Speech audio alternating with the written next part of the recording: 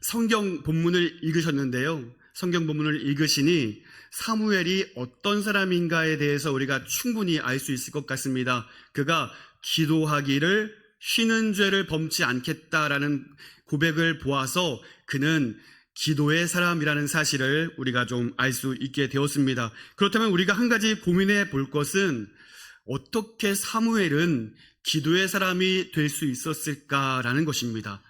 그 답을 우리가 생각해 본다면 의심의 여지 없이 사무엘이 기도의 사람이 된 것은 그의 어머니 한나가 있었기 때문이라는 사실입니다. 사무엘상 1장 말씀 보시면 여러분 한나의 기도를 한번 떠올려 보시기를 바랍니다. 그가 얼마나 간절히 기도했는지 엘리 제사장은 한나의 기도하는 모습을 보면서 저 여자가 낮부터 술을 먹고 취했구나 라고 생각할 정도로 하나님 앞에 엎드려 간절히 기도하는 한나의 모습을 우리는 확인할 수 있습니다. 자, 이렇게 한나가 하나님 앞에 간절히 기도하는 가운데 그의 기도를 들으시고 사무엘을 허락해 주셨다라는 거예요. 비록 하나님께 서운한 것 때문에 그가 젖을 떼는 순간 사무엘은 엘리에게 나아가 제사장의 직무를 배워야 했지만 그 기간이 올 때까지 한나는 기도하는 마음으로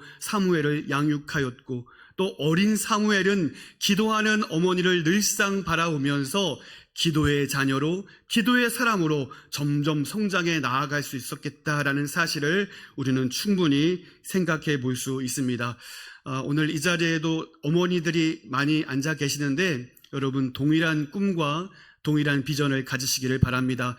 늘상 그 자리에서 그 시간에서 하나님께 간절히 간구하는 어머니의 그 기도의 뒷모습을 바라보는 우리의 자녀들은 그들도 똑같이 어려움을 만났을 때 기도가 필요한 그 순간에 어머니를 닮은 기도의 무릎으로 하나님께 나아가는 그 놀라운 은혜와 비전을 여러분 꿈꾸시고 늘 그 기도의 자리에 함께 나와 기도하고 하나님을 찾을 수 있는 저와 여러분 될 수 있기를 간절히 소원합니다.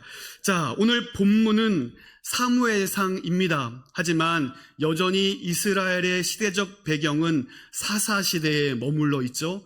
영적으로 퇴역하였고 하나님을 찾지 않는 시대, 하나님을 임금 삼지 않는 시대, 그래서 서로를 돌보는 일은 이미 찾아보기 어려운 시절이었습니다. 각 지파들이 땅을 나누어 받은 이후에 도리어 자신들의 유익을 위해서 다른 지파들을 향하여 창과 칼을 겨누는 그러한 피가 흐르는 낭자한 시대를 우리는 볼 수 있습니다. 심지어 각 지파별로 들어가서 제사를 섬겼던 레위인들, 그 제사장들을 그 누구도 책임지지 아니하였기 때문에 이 제사장들은 떠돌이 삶을 살 수밖에 없었고 유력한 가문들은 그 제사장을 자기 집으로 데리고 와서 개인 고용, 그러니까 자기 가문의 제사장을 삼아서 자신만을 위해서 예배드리는 일들이 그들의 삶에 있었다라는 것입니다. 이것이 그들에게 처한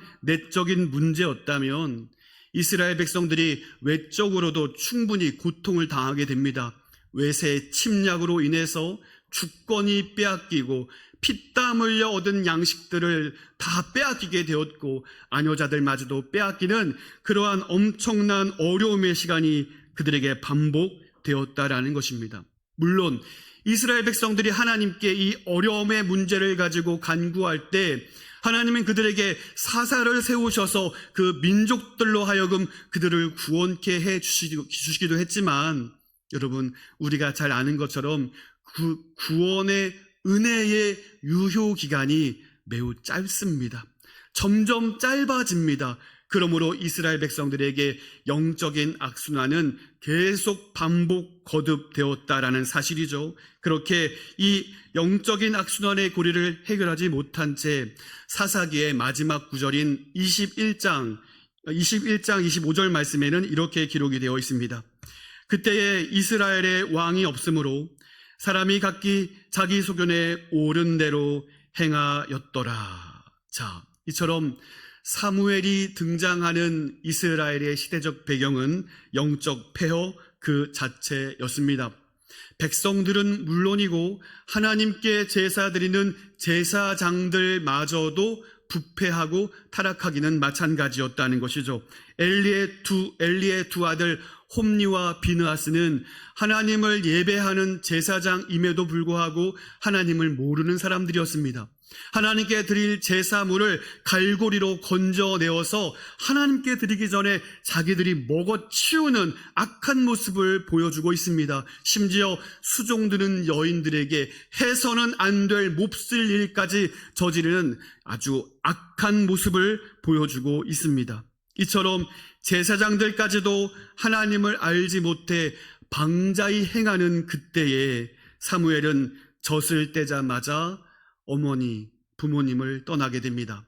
그는 엘리 제사장에게 나아가서 제사장의 직무를 감당하며 성장하게 됩니다.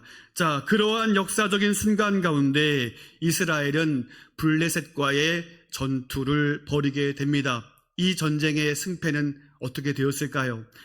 사무엘상 4장 2절 말씀 보실까요?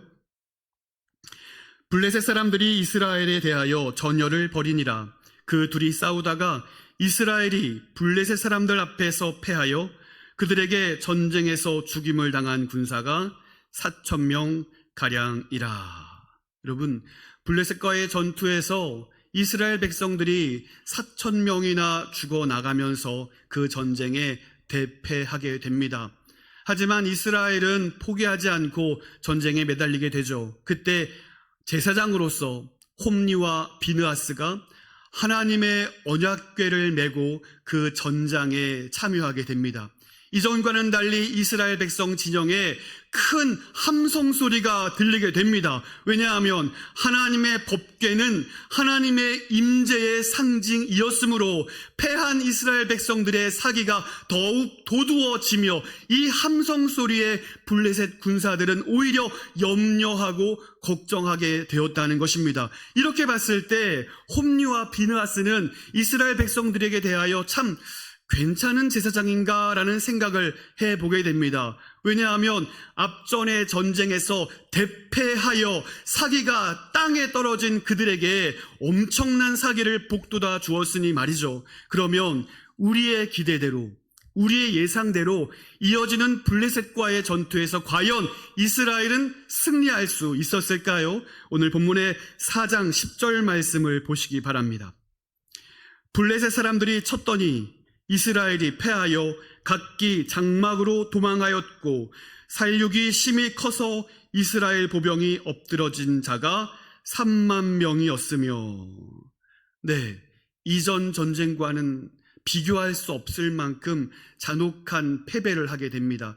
이전 전쟁에서 4,000명의 군사가 죽임을 당했다면 이 전투에서는 무려 3만 명이나 되는 수많은 사람들이 목숨을 잃게 되었을 뿐만 아니라 홈리와 비느하스도 목숨을 잃게 됩니다. 하나님의 임재의 상징인 하나님의 법궤마저 그 이방인들의 손에 빼앗기게 됩니다. 이 소식을 들은 엘리 제사장은 의자에 앉아있다 깜짝 놀라 그 의자에서 떨어짐으로 그마저도 목숨을 잃게 됩니다. 여러분, 무엇이 문제였을까요? 하나님의 백성, 선민, 하나님의 자녀들이 어찌 이방인에게 이러한 끔찍한 패배를 하게 되었을까요? 하나님의 임재의 상징인 하나님의 법궤가 어찌 이방인들에게 빼앗길 수 있게 되었을까요? 그 이유가 무엇일까 하는 것입니다. 여러분, 그들에게 이 법궤, 하나님의 법궤는 하나님의 임재의 상징이 아니요 전쟁에서 이기게 해줄 그들에게 있어서는 부적에 불과했다라는 사실입니다. 이 법궤를 가지고 가면 우리가 싸움에서 진 적이 없어라면서 그 법궤를 가지고 나아가면 우리는 늘상 이기니 이 법궤는 승리의 표징이다라면서 그들은 하나님의 임재를 구한 것이 아니라 전쟁에서의 승리를 구했고 죽음을 맛보지 아니하는 전쟁의 승리만을 원했으므로 이 법궤는 전혀 하나님의 임재가 될 수 없었고 그들에게 있어서는 하나의 부적이며 하나의 상징처럼 여겨졌을 뿐이라는 사실이었습니다. 여러분, 마치 그들의 선조들이 광야에서 저마다의 금을 다 모아서 황금 송아지를 만든 이후에 이것이 우리를 인도한 하나님이다 말하는 것과 다를 바가 없었다라는 사실입니다. 하나님께서 기뻐하지 않는 일, 하나님께서 방자히, 하나님께서 기쁘게 여기지 아니하는 일들을 그들이 방자히 행하면서도 우리가 하나님의 백성이요 선민이라 여겼던 착각이 그들의 삶에 있었다라는 것입니다. 여러분, 혹시 이스라엘 백성들과 같은 하나님의 법궤가 저와 여러분에게도 있진 않으십니까? 어떤 분들은요, 십자가 목걸이를 하고 있으면 귀신이 오지 못한다더라 라면서 그렇게 꼭 십자가 목걸이를 하고 다니시는 분들이 있더라고요. 혹시 여러분 머리가 아플 때 성경책을 베고 누워보신 분들이 계십니까? 여러분, 머리가 아플 때는 두통약을 드셔야 하고요, 성경은 두 눈에 양보하시기를 바랍니다. 여러분, 법궤의 이유는, 이스라엘 백성들에게 하나님이 법궤를 주신 유일한 이유는 하나님이 우리와 함께함을 기억하라는 것이었습니다. 그 법궤가 능력이 아니요, 그 법궤를 통하여 하나님의 임재를 잊지 말라라는 것이었습니다. 그러니 이스라엘 백성들에게 유일한 힘과 능력은 그 법궤가 아니라 하나님, 유일하신 전능한 하나님만이 이스라엘의 참 힘과 능력이었다는 사실을 결코 잊지 말았어야 한다는 것입니다. 여호와의 법궤가 램프의 진이가 되어서는 안 된다라는 것이었습니다. 이스라엘의 유일한 힘은 오직 여호와 하나님, 더 나아가 오늘 사랑하는 주의 백성들, 저와 여러분, 우리 모두에게도 우리의 힘과 유일한 힘, 능력은 오직 하나님 한 분 될 수 있게 되기를 간절히 소원합니다. 보십시오. 하나님의 법궤를 부적처럼 여긴 이스라엘 백성들은 대패하게 됩니다. 홈리와 비느하스는 전쟁에서 죽었습니다. 그리고 이스라엘은 이 뼈아픈 패배로 말미암아 블레셋에게 무려 20년간 노예 삶을 살 수밖에 없었다라는 것입니다. 자, 사무엘상 7장 2절 말씀 보시기 바랍니다. 그가 기럇 여아림에 들어간 날부터 20년 동안 오래 있은지라 이스라엘 온 족속이 여호와를 사모하니라. 아멘.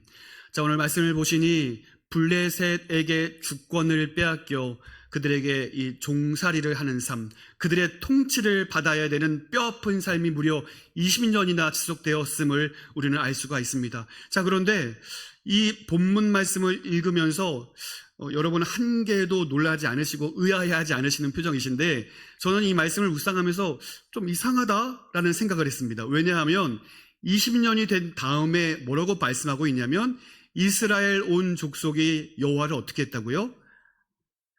너무 어울리지 않는 말씀 아닙니까? 이전의 삶을 우리가 좀 떠올려 보시면 이스라엘 백성들이 얼마나 방자히 행했습니까? 그때에 이스라엘의 왕이 없으므로 그들이 각기 자기 소견에 옳은 대로 행했다. 하나님 없는 삶을 사고 하나님이 없이도 우리는 만족할 수 있다 여기는 그러한 방자한 삶, 하나님도 섬기지만 우상들도 섬기는 회색지대에서 하나님을 높이기도 하지만 우상들을 높이는 그러한 방자한 삶을 살았던 그들의 모습, 하나님의 구원으로 이 모든 이방 민족들로 하여금 구원을 얻기도 하지만 금세 그 은혜를 까먹어버리고 다시 우상 숭배하는 그 배역의 삶을 반복했던 그들을 떠올려 봤을 때 어떻게 이스라엘 온 족속이 여호와를 사모할 수 있었을까? 우리는 이 대답에 질문을 던져볼 수 있어야 되겠습니다. 여러분, 엘리 대제사장이 죽었습니다. 그리고 그 제사장을 이을 두 아들마저도 죽었습니다. 그러면 누가 남았습니까? 엘리 제사장에게 제사장의 직무를 교육받고 있던 한 사람이 남아 있습니다. 하나님은 이스라엘에게 한 구루터기를 남겨두셔서 이스라엘의 회복을 위하여 한 사람을 남겨두셨는데 그 사람이 바로 오늘 본문의 주인공인 기도의 사람 사무엘이었다라는 사실입니다. 그는 블레셋 통치 20년 동안 이스라엘의 마지막 사사로서 이스라엘 백성들에게 하나님이 누구인지를, 하나님이 어떤 분이신지를, 이스라엘 백성들을 인도하신 그 하나님이 누구인가를 지속적으로 알게 하고 가르치고 깨닫게 하는 일에 전심전력을 다했다라는 사실입니다. 어째서 선민 이스라엘 하나님의 백성들이 이 블레셋의 지배를 받게 된 것인지, 어찌하여 하나님의 법궤가 그들의 손에 빼앗기게 되었는지, 사무엘은 이 20년이라는 긴 세월 동안 전국을 순회하면서 목이 곧은 이스라엘 백성들에게 가르치고 또 가르치며 깨닫게 하는 일들을 멈추지 않고 사명을 감당해 왔다라는 사실입니다. 그제서야 이스라엘 백성들은 중요한 한 가지 사실을 깨닫게 됩니다. 그래서 그들이 고백하기를, 우리 인생에 하나님이 빠졌구나. 농사 짓는 지식, 무기를 만드는 지식, 장사하는 지식은 내게 있지만 하나님을 아는 지식이 내게 빠져 있구나. 하나님을 섬기는 지식이 내게 빠져 있구나. 우리의 유일한 임금이 하나님이라는 사실을 내가 잊고 있었구나 라는 사실을 그들이 인정하며 오늘 본문의 말씀처럼 그제서야 이스라엘 온 족속이 여호와만을 사모하게 되었다라는 사실을 여러분 기억하시기를 바랍니다. 사랑하는 성도 여러분, 사무엘이 전한 이 중요한 사실을 결코 잊지 마시기를 바랍니다. 우리의 유일한 힘과 능력은 여호와 하나님 한 분임을 믿으시기를 바랍니다. 보십시오. 블레셋 통치 20년의 세월이 흐르고 사무엘은 백성들로 하여금 회개를 촉구합니다. 모든 이방신을 제거하고 오직 여호와 하나님 한 분만을 섬기라는 것이었습니다. 모든 백성들로 하여금 미스바에 모이게 하여 그 미스바에서 대각성 회개 운동을 시작합니다. 백성들은 사무엘의 인도에 따라 뜨겁게 간구하며 회개하기 시작합니다. 우리가 잊어버렸던 그 하나님의 은혜를 기억하고 우리가 다시는 우상 숭배하지 아니하며 주께로 돌이키겠나이다라면서 그들은 목소리를 높여 간구하게 됩니다. 그러나 여러분, 이 장면에서도 우리는 한 가지 의혹을 제시할 수 있죠. 저 회개가 진짜일까? 저들이 지금은 당장은 회개하는 것처럼 보이지만 그들의 유효기간이 너무 짧지 않을까? 하나님께서도 이걸 잘 알고 계셨던 것 같습니다. 미스바에 함께 모여서 하나님께 대각성 운동으로 회개하는 그들에게 하나님은 그들에게 시험을 하시는데요. 블레셋 군사들이 더욱 많은 병사들을 모아 미스바로 향하고 있다라는 소식을 이스라엘 백성들이 듣게 되었습니다. 그들은 지금 군사훈련을 하고 있는 것이 아니었으므로 무장이 전혀 되어 있지 않은 상태입니다. 지금 이 순간에 블레셋 군사들이 쳐들어온다면 우리 이스라엘은 완벽하게 멸절될 위기에 놓이게 되었습니다. 그러면 우리가 이전까지 알고 있던 이스라엘 백성들의 모습을 생각해 보시면 그들은 원망하는 일, 불평하는 일, 그리고 이 사무엘과 하나님을 향하여 불평하며 원망하는 일을 쏟아낼 수 있겠다라고 우리는 생각할 수 있는 것이죠. 그러나 여러분, 이스라엘 백성들의 변화된 모습을 보시기 바랍니다. 사무엘상 7장 8절입니다. 이스라엘 자손이 사무엘에게 이르되 당신은 우리를 위하여 우리 하나님 여호와께 쉬지 말고 부르짖어 우리를 블레셋 사람들의 손에서 구원하시게 하소서 하니. 아멘. 자, 분명히 달라졌습니다. 이전에는 원망했겠지만 지금은 사무엘에게 기도를 요청합니다. 그 기도의 요청에는 어떤 마음이 있습니까? 하나님이 우리를 구원해 주실 것이라는 믿음이 생긴 거예요. 하나님께 회개함으로 우리의 유일한 힘과 능력이 하나님 한 분이라는 사실을 그들이 믿은 고로 사무엘에게 기도를 요청하고 있는 것입니다. 하나님의 도우심이면 저 블레셋 군사도 우리로 하여금 하나님의 도우심의 은혜로 말미암아 우리를 구원하여 주실 것입니다라는 믿음을 갖게 되었다라는 것입니다. 이로 인하여 사무엘은 하나님께 간절히 간구하였고, 이 기도의 일 이후에 어떤 일이 벌어질까요? 사무엘상 7장 10절 말씀 보시기 바랍니다. 사무엘이 번제를 드릴 때 블레셋 사람이 이스라엘과 싸우려고 가까이 오매 그날에 여호와께서 블레셋 사람에게 큰 우레를 발하여 그들을 어지럽게 하시니 그들이 이스라엘 앞에 패한지라. 아멘. 하나님께서 큰 우레를 발하셔서 그 성난 블레셋 군사들을 단숨에 흩어버리셨다라고 말씀하고 있습니다. 이스라엘은 이 순간 하나님의 도우심을 목격합니다. 더 이상 하나님의 법궤가 우리의 힘이 아니라 하나님 여호와 하나님이 우리의 힘과 능력이 되심을 그들은 온 몸으로 경험하게 되었다라는 사실입니다. 그렇습니다. 미스바는 회복의 현장이었고 그들이 가지고 있는 우상 숭배를 버리고 유일한 힘과 능력이 되시는 하나님께로 돌이킬 수 있는 능력이요 회복의 장이 되었다라는 사실을 우리는 볼 수 있는 것입니다. 그렇습니다. 사무엘을 통하여 더 이상 블레셋의 통치가 아닌 하나님의 통치를 받는 하나님의 나라로서 온전히 회복되어져 가는 이 아름다운 믿음의 현장을 여러분 보시기를 바랍니다. 어제 영광스러운 위임 예배를 통하여 저는 정선중앙교회의 담임 목사로 위임받게 되었습니다. 오늘 말씀을 준비하면서 하나님께서 그런 마음 주시는 것 같아요. 박정길 목사가 법궤가 되어서는 안 된다라는 것입니다. 저를 의지하는 것으로 하나님이 우리에게 변화와 회복을 주시는 것이 아니라 오직 여호와 하나님 한 분만을 바라며 우리가 동일하게 의지하고 우리가 동일하게 간구할 때 하나님께서 우리에게 회복을 넘어 부흥으로 나아가게 하시는 놀라운 역사를 허락하여 주실 줄로 믿습니다. 저도 연약한 인생이기에 여러분과 함께 하나님께 간절히 간구하는 인생일 뿐이라는 사실을 여러분 기억해 주시고 기도해 주시기를 바랍니다.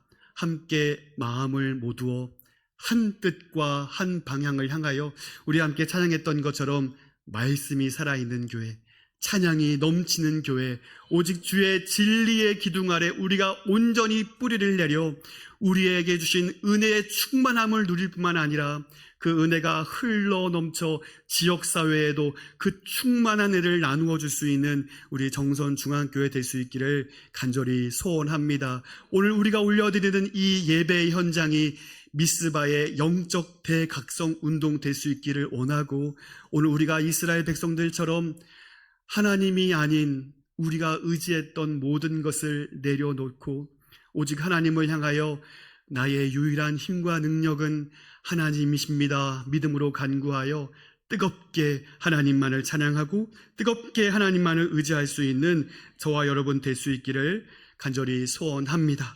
사랑하는 성도 여러분, 사무엘은 이렇게 어두운 사사시대를 물러가게 하고 밝은 빛을, 밝은 광명을 영적인 어두움의 사사시대를 끊어내는 장본인이 되었습니다.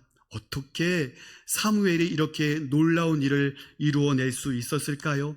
그 이유는 단순합니다. 그는 하나님께 기도하는 사람이었죠. 하나님을 의지하는 사람이었습니다. 무엇보다 점점 빛을 잃어가는 민족의 아픔과 비통함을 놓고 기도한 사무엘. 하나님은 그를 통하여 다시 한번 이스라엘을 일으켜 세워주셨다라는 사실을 여러분 기억하시기를 바랍니다. 그럴 때 사무엘은 어떻게 기도를 했을까요? 사무엘이 생각하는 기도의 태도는 무엇이었을까요? 오늘 기도의 사람 사무엘이 하나님께 간절히 간구하는 것으로 영적인 어두움을 끊어내고 놀랍도록 다시 한번 하나님의 백성으로 일으켜 세우는 그 일을 감당하게 할 수 있었던 사무엘이 가진 기도에 대한 태도를 오늘 말씀을 마무리하면서 우리가 본받고 우리가 함께 그러한 삶을 살게 되기를 소원합니다. 오늘 본문의 12장 23절 말씀을 보시기 바랍니다. 나는 너희를 위하여 기도하기를 쉬는 죄를 여호와 앞에 결단코 범하지 아니하고 선하고 의로운 길을 너희에게 가르칠 것인즉. 아멘. 여러분, 우리에게 은혜가 충만할 때는요, 다른 누군가를 위해서 우리가 기도할 수 있습니다. 하지만 우리가 늘 그럴 수는 없죠. 때로는 내 자신의 문제를 가지고 기도하지 못할 때가 분명히 또한 있다라는 것입니다. 하지만 여러분, 우리가 누군가를 위해 기도하지 못한 것에 대해서 그것을 내가 죄를 지었다라고 생각하지는 않는다는 거예요. 환우들의 회복을 위해서 내가 기도하지 못한 일에 대해서 내 자신의 어려움과 궁핍한 상황이 있지만 이 문제를 놓고 기도하지 못한 일에 대해서, 때로는 민족의 어려움과 아픔의 문제를 놓고 기도하지 못한 일에 대해서 내가 하나님 앞에 죄를 범했다라고 인식하지는 못한다라는 것입니다. 그러나 사무엘은 우리에게 분명한 기도의 기준을 제시하고 있는 것입니다. 나는 너희를 위하여 기도하기를 쉬는 것을 죄라고 인식하고 있다는 것입니다. 그래서 하나님 앞에 이 죄를 결단코 범하지 않겠다라고 선언하고 있는 것이죠. 여러분, 요즘 경기가 너무 좋지 않다라는 말을 우리가 입버릇처럼 하기도 합니다. 어떤 집사님, 어떤 권사님 질병을 우리가 걱정하면서 빨리 나으셔야 되는데 라고 우리가 걱정을 하기도 합니다. 그 누구도에게도 말하지 못하는 아픔의 문제와 근심의 문제가 내 안에 있지만 때로는 내 자신의 문제를 가지고 우리가 아파만 할 뿐 기도하지 못하는 순간도 분명히 우리에게 있다는 것입니다. 여러분, 이 모든 걱정과 한탄, 마음의 아픔과 어려움을 우리가 인식한다면 우리가 분명히 알아야 할 것은 바로 그때가 기도를 해야 한다라는 사건이라는 거예요. 바로 그때가 우리에게는 기도가 필요한 시점이라는 것입니다. 그러나 기도가 필요함에도 불구하고 그저 답답해하는 것으로, 그저 걱정하는 것으로 그친다는 것입니다. 오히려 기도의 자리로 나아가지 못한다라는 거예요. 그러니 사무엘은 우리에게 분명한 기도의 기준을 제시하고 있는 것입니다. 마음 아파하는 것에서 그치는 것이 아니라 기도의 자리로 나아가 그 영혼들을 위하여, 내 영혼을 위하여 간구할 수 있어야 한다는 것입니다. 그것을 멈추고 기도하지 않는 일은 죄가 된다라는 사실을 우리가 반드시 기억할 수 있어야 한다는 것입니다. 여러분, 많은 사람들은 이렇게 이야기합니다. 좀처럼 기도할 시간이 부족하다라는 거예요. 내 사무가 바쁘고 내 일상이 바쁘니 내가 언제 기도하겠냐라고 이야기를 하면서 내가 좀 한가해지면, 내 영혼이 좀 더 평안해져서 기도할 수 있는 마음의 자세가 갖추어지면 내가 그때는 기도하겠습니다 라고 이야기를 한다는 겁니다. 그러나 여러분, 우리의 자녀들이 아프고 우리의 자녀들이 큰 일을 당할 때는요, 누가 기도하라라고 말하지 않아도 기도합니다. 그 자녀들이 너무 말을 듣지 않고 내게는 아픈 손가락이라 할지라도, 정말 기도하고 싶은 마음이 들지 않는다 할지라도 내 자녀라는 이유 때문에 기도를 쉬지 않습니다. 그렇게 봤을 때 기도라는 것은 사랑이라는 말로 바꿔볼 수 있다는 거예요. 그러니 바빠서 기도하지 않는다는 것은 사랑하지 않기 때문에 기도하지 않는다라는 거예요. 오늘 사무엘은 너희 앞에서 기도하기를 쉬는 죄를 범치 않겠다라고 선언하고 있습니다. 말을 바꿔서 설명을 드리면 나는 너희를 사랑하는 일을 멈추지 않겠다라는 것입니다. 온 지역을 돌아다니면서 패역한 이스라엘 백성들을 바라보면서 그는 하나님의 마음을 품습니다. 영적인 부림의 시대에 이들이 나의 백성이라고 고백은 하지만 도무지 하나님을 찾지 아니하는 영적인 부림의 시대에 사무엘은 하나님의 아픔, 하나님의 안타까움을 가지고 그들을 사랑하기를 멈추지 않고 기도하기를 쉬는 죄를 범치 않겠다라고 이야기하는 것입니다. 사랑하는 성도 여러분, 우리 정선중앙교회가 회복을 넘어 부흥으로 나아가기 위해서 가장 먼저 기억해야 할 것은 기도해야 하기 때문에 기도하는 것이 아니라 사랑하는 일을 멈추지 아니할 수 있기를 바랍니다. 사랑하기 때문에 기도하는 것이죠. 사랑하기 때문에 아파하는 성도들을 향하여 마치 나의 아픔처럼 함께 아파하며 기도하기를 쉬지 아니할 때에 하나님은 우리에게 은혜를 베풀어 주실 줄로 믿습니다.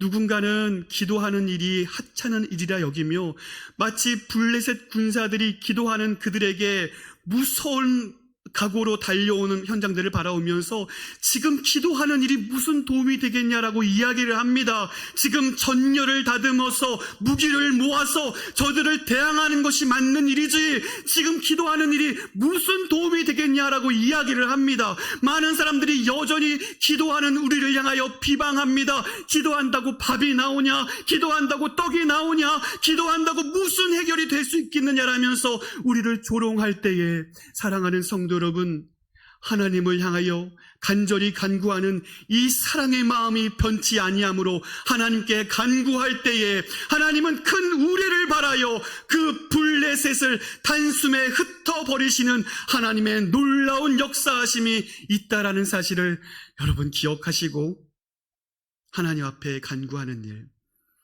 하나님 앞에 우리에게 사랑하라고 주신 우리와 형제 자매들을 위하여 사랑하는 그 일을 멈추지 않고 계속해서 기도할 수 있는 저 여러분 될 수 있기를 간절히 소원합니다. 그래서 우리 수요 예배가 참 중요합니다. 우리 새벽 기도회가 참으로 중요합니다. 네, 다 이해합니다. 새벽에 일어나는 일이 얼마나 어렵습니까?